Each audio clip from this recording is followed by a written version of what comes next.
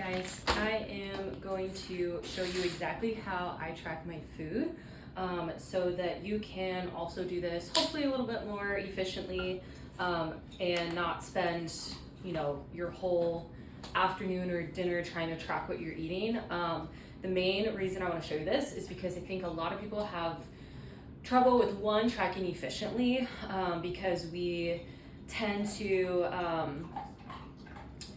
over underestimate what we're eating, and the best way you can be accurate is use a food scale. So if you're newer to tracking or newer to starting to pay more attention to what you're eating, I highly recommend using a food scale.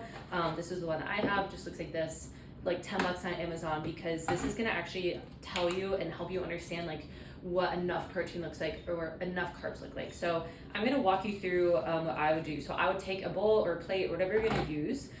I zero out the scale, so everything starts on 0, okay? So I'm gonna start with rice. What you eat and what you have depends on you and your goals. For me, I'm just gonna measure out about 30 grams of carbs, which is about 120 grams of rice. So I'm just gonna use this, put it right in the bowl. And then once I get there, voila, that's it, okay? So that's 120 grams of rice. What I'm gonna do is put it in my MyFitnessPal, which I'm not gonna show you because I'm recording this with my phone. And then that's the calories I get and the carbs I get from the rice. Okay, after that, I'm gonna zero that out and I'm gonna do chicken next. So for chicken, I usually do ounces. You could do whatever you would like, whatever makes sense to you. And so I cooked a whole chicken the other night. So I'm just using pieces of that.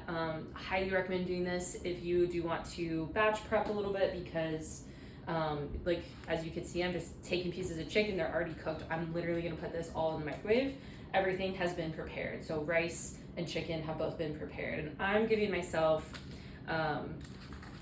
about 4 to 5 ounces of chicken. And if you're doing something like this, as far as tracking goes, I want you to track things the same way. So you're either gonna track everything raw or everything cooked. So for me, just because I prepare a lot of my food ahead of time, I track everything cooked. But when you're going into MyFitnessPal or whatever app you use, make sure you type in chicken breast cooked, right? Put in any marinades that you use. So I just gave myself 5 ounces of chicken. Again, I track that in MyFitnessPal. If you are like me and use kind of like a mix of breast and thigh or whatever you're using, I usually do half and half. So I do like half of the serving size chicken thigh and half chicken breast. It doesn't have to be that specific because you're gonna get good protein, you're gonna get about where you need to be. All right, so for cheese, I usually just go by the serving size on the bag. This says 28 grams, so I'm gonna go back to grams on my scale. I'm gonna make sure it's zeroed out, and then I'm gonna put down about 28 grams of cheese here. Again, your numbers might vary. I always, for the most part, I use serving sizes, but depending on what my goals are, sometimes I want more carbs, sometimes I want more protein. And then the last thing I'm gonna do is put an avocado on here. Oops, I got 2 knives. Alright, so these avocados I get from Trader Joe's are pretty small actually, so I'll probably use the whole thing.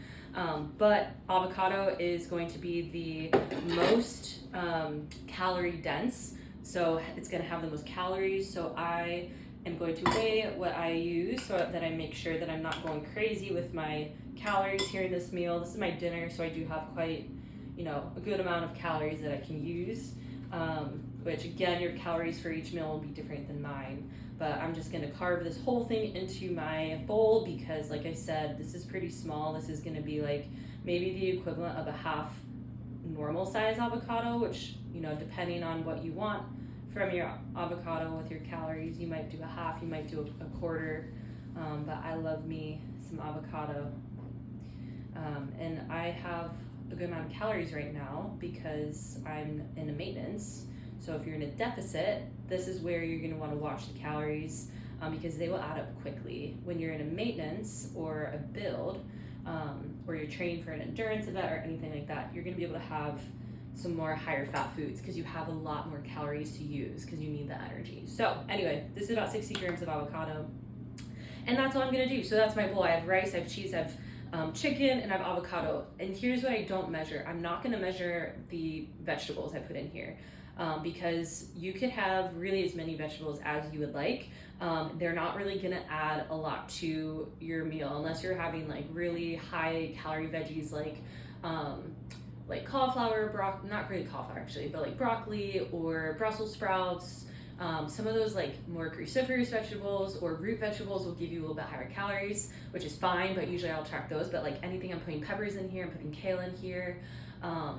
I think that's it, but you don't have to track that stuff. So make your bowl bigger with volume. So this is just what I'm tracking. Everything else I'm just gonna throw it in here and call it a day, and that's gonna be my dinner. So I hope that was helpful. To sum it up, you're gonna put a bowl or a plate on the scale. Make sure you zero it out every time you put something new in the bowl, and then make sure you track it. So for me, I usually have pretty much the same amount of everything every time I eat. I usually have between 100 and 150 grams of rice, or some type of grain or pasta or carb. I usually have 4 to 6 ounces of protein, and then I add in the other stuff like cheese and avocado or whatever you decide to add.